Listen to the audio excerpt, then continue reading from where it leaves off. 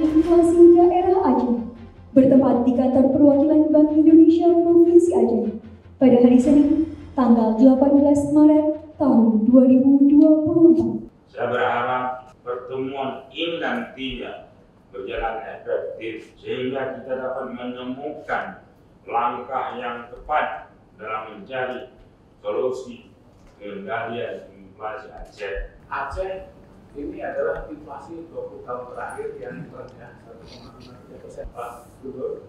Dan ini tentunya kerja keras dari semua SKPA, SKPD, Kepala Wali Kota.